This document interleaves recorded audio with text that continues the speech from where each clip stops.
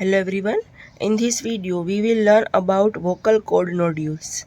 तो लेरिंग्स के benign tumours में मेनली दो टाइप पड़ते हैं, non neoplastic condition and neoplastic condition. Non neoplastic condition के भी फर्दर टू टाइप्स है, सॉलिड एंड सिस्टिक। सॉलिड के अंदर ये आता है वोकल कॉर्ड नोड्यूल्स। सॉलिड के अंदर बहुत सारी कंडीशन है, vocal nodules, vocal polyp, Reinke's oedema, contact ulcer, leukoplakia. इस सब कंडीशन में एक कंडीशन है वोकल कॉर्ड नोड्यूल्स। ठीक है, तो वोकल कॉर्ड नोड्यूल क्या है? Non neoplastic condition of larynx. Non neoplastic में भी सॉलिड। ठीक है, मैंने आपको बताया ना कि बिनाइन ट्यूमर ऑफ लेरिंग्स में, एक second, benign tumour of larynx के फर्दर टू टाइप्स है, non neoplastic and neoplastic. Non neoplastic के भी फर्दर टू टाइप्स है, सॉलिड एंड सिस्टिक। तो ये जो सॉलिड है ना, उसमें आता है वोकल कॉर्ड नोड्यूल्स। ठीक है, it is a non neoplastic condition of larynx, उसमें भी सॉलिड। इसका दूसरा नाम सिंगर्स नोड्यूल्स और टीचर्स नोड्यूल्स भी है, क्योंकि ये नोड्यूल्स उन लोगों में भी देखने को मिलती है। हम आगे देखेंगे क्या होता है एंड कैसे होती है। ठीक है, अब हम देखते हैं इसके क्लिनिकल फीचर्स। तो क्लिनिकल फीचर्स में क्या है कि ये जो नोड्यूल्स है, मतलब कि ऐसी कुछ नोड्यूल होगी इस टाइप की। नोड्यूल्स कहाँ पे दिखेगी? ऐसी राउंड टाइप की होगी। नोड्यूल्स कहाँ पे दिखेगी? तो कि दे अपीयर बाइलेटरल सिमेट्रिकली, दोनों साइड में देखने को मिलेगी, बराबर। ऑन फ्री मीडियल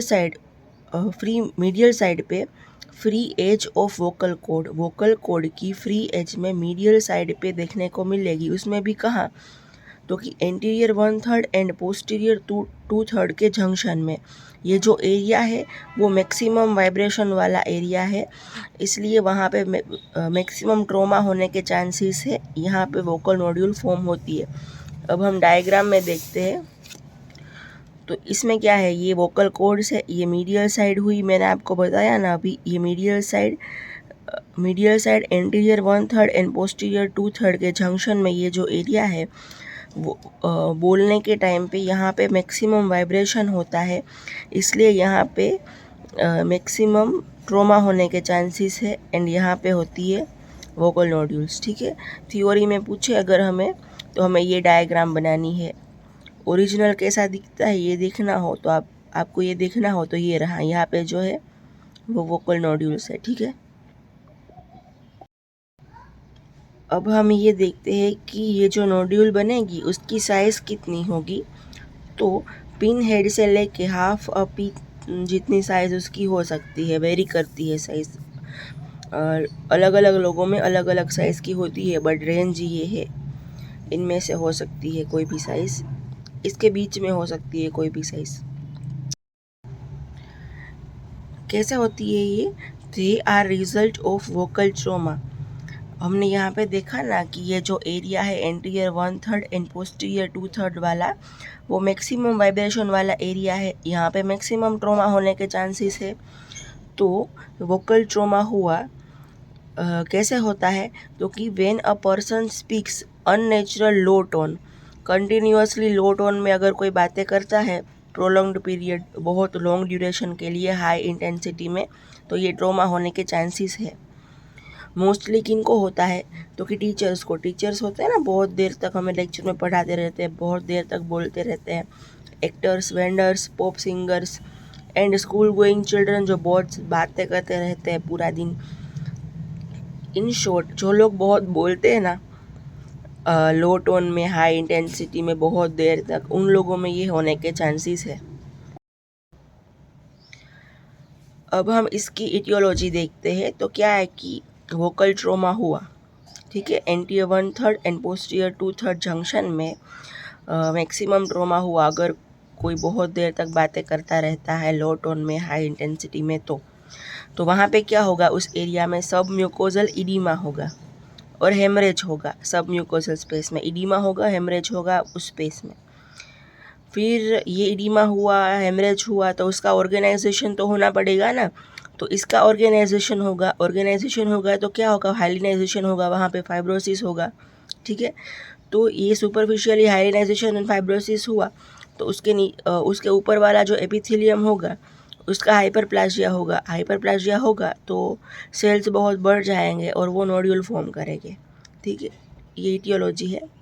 ट्रोमा हुआ, सब म्यूकोजल इडीमा और हेमरेज हुआ, ऑर्गेनाइजेशन हुआ उसका, हाइलिनाइजेशन, फाइब्रोसिस, फिर एपिथेलियम का हाइपरप्लाजिया होगा एंड नोड्यूल फॉर्मेशन होगा। ये जो नोड्यूल का फॉर्मेशन होगा अर्ली केस में ये नोड्यूल कैसी होगी, सॉफ्ट रेड इडिमेटस होगी। एंड लेट स्टेज में क्या होगा, ये जो नोड्यूल होगी वो ग्रे एंड फर्म होगी। ठीक है, फिर देखते हैं हम सिम्टम्स क्या है इसके। तो सिम्टम्स में सबसे पहले कंप्लेन तो पेशेंट हमारे पास ये लेके आएगा कि हॉर्सनेस है वॉइस में। फिर प्रोलॉन्ग्ड फोनेशन, मतलब कि बहुत देर तक बोलने के बाद वोकल फटीग की कंप्लेन रहेगी एंड नेक में पेन रहेगा। ठीक है, फिर हम देखते हैं कि इस कंडीशन को हम डायग्नोस कैसे करेंगे। तो डायग्नोस करने के लिए हम इनडायरेक्ट लेरेंजियल एग्जामिनेशन भी कर सकते हैं, 70 और 90 डिग्री एंडोस्कोपी एग्जामिनेशन भी कर सकते हैं एंड डायरेक्ट लेरेंजियल एग्जामिनेशन भी कर सकते हैं।